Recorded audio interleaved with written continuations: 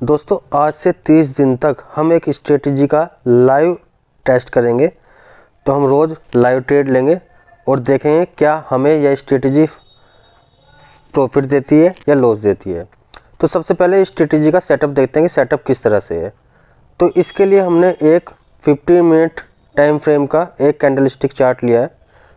तो हम दो moving exponential moving average indicator add कर लेते हैं। मूविंग एवरेज एक्सपोनेंशियल 1 और 2।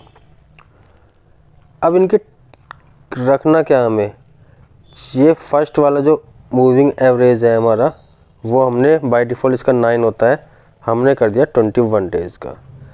इसकी थिकनेस बढ़ा देते हैं लाइन की। ये हमने 21 डेज़ का EMA एक हमने इंडिकेटर ले लिया। अब दूसरा इंडिकेटर जो है हमारा, इसको हमने इसका कलर ले लिया हमने रेड, और ये हमारा क्या है 200। तो ये हमने ले लिया 200 EMA। इसकी थिकनेस और बढ़ा देते हैं क्योंकि अभी थिकनेस कम है, हमें देखने में थोड़ी प्रॉब्लम होगी। तो ये दो हमने इंडिकेटर हमने यूज़ किए हैं अपने सेटअप के लिए। अब हमारा सेटअप क्या है सबसे पहले देखते हैं। सेटअप हमारा है कि जब भी हमारी कोई कैंडल, जैसे कि ये green candle moving average 21 moving average से अबव क्लोज होगी, पूरी की पूरी कैंडल 21 EMA से ऊपर क्लोज होगी, और साथ में 21 EMA हमारा 200 EMA से ऊपर भी होगा, तो हम बाई की ट्रेड लेंगे।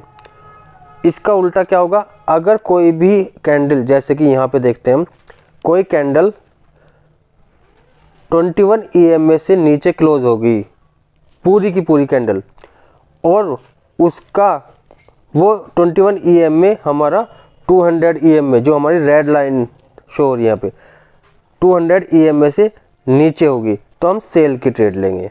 तो सिंपल सा सेटअप है बिल्कुल। तो आगे देखते हैं, इसको अब लाइव ट्रेड करते हैं।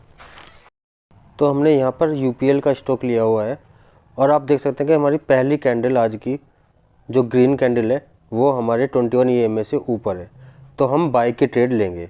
और हमारा 21 EMA 200 EMA से भी ऊपर है, तो बाई की ट्रेड लेते हैं। यहाँ पे हमने 5 क्वांटिटी से लेकर चल रहे हैं। हम 5 क्वांटिटी यहाँ पे फिल की, और 5 क्वांटिटी हम इस UPL की बाई करते हैं।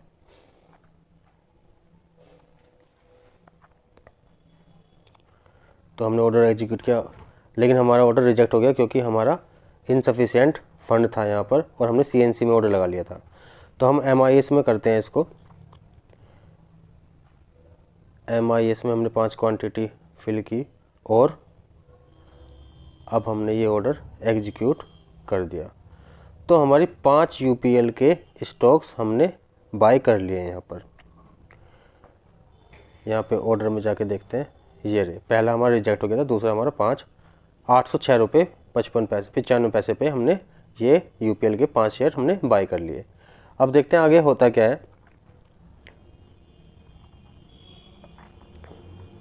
अच्छा, बाय करने के बाद हमें, क्योंकि एक सही स्टॉप लॉस लेकर भी चलना है, तो स्टॉप लॉस हमें कहाँ पर रखना है कि जहाँ पर हमने बाय किया उसकी क्लोजिंग प्राइस थी 807 रुपये 55 पैसे इस कैंडल की, ग्रीन वाले की। तो इस कैंडल के जो क्लोजिंग रेट था उससे जो हमारा नीचे ATR देख पा रहे हैं आप, ATR कितना है 6 रुपये, तो जस्ट डबल कर देंगे 6 का 12 रुपये, यानी कि हम 12 रुपये नीचे का इसका एक स्टॉप लॉस लगा देंगे, जो लगभग बैठेगा 795 रुपये के करीब का।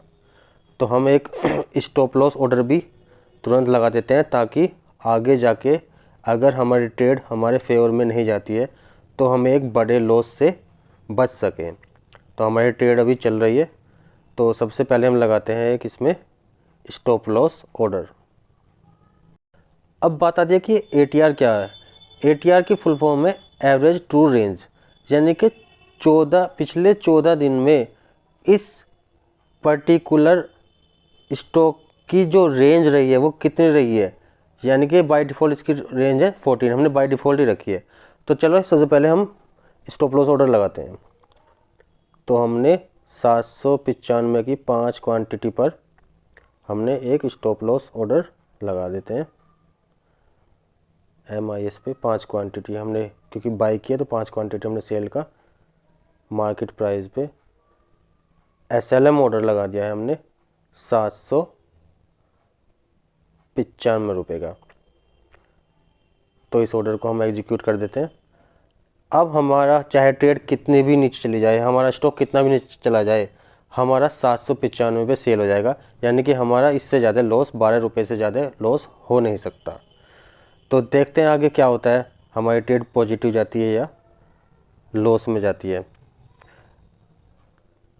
हम रोज़ ही इस ट्रेड को लेंगे और जब भी ट्रेड आएगी हम ट्रेड लेंगे। ये देखिए आगे चल करके हमारी ट्रेड लॉस में चली गई, हमारा स्टॉप लॉस हिट हो गया है और ये 59.75 रुपीज़ का हमें लॉस हो गया है। तो आज तो दोस्तों हमने लॉस बुक कर लिया है, कल देखते हैं क्या होगा।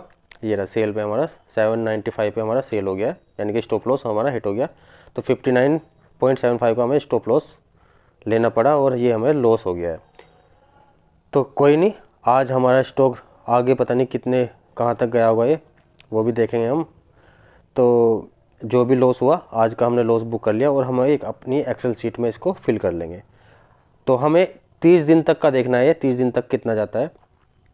ये देखिए बाद में मैंने 2:30 बजे के करीब देखा तो ये स्टॉक काफ़ी नीचे आ गया था। ये भी मैंने रिकॉर्ड करके इसमें डाल दिया है।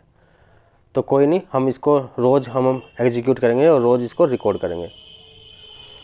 सो फ्रेंड्स, मैंने अपनी एक्सेल शीट में आज जो लॉस 59.7 रुपीज़ का हुआ वो एंटर कर दिया है। आप चाहें तो अपनी अलग से एक्सेल शीट बना करके रोज़ का जो भी प्रॉफिट या लॉस होगा वो एंटर करा सकते हैं, ताकि हम 30 दिन के बाद जब इसको फाइनली देखेंगे तो 30 दिन के बाद हमें टोटल प्रॉफिट हुआ या लॉस हुआ वो हम आसानी से चेक कर सकें। तो आज की वीडियो में इतना ही था, कल देखते हैं कल क्या होता है। तब तक के लिए थैंक यू।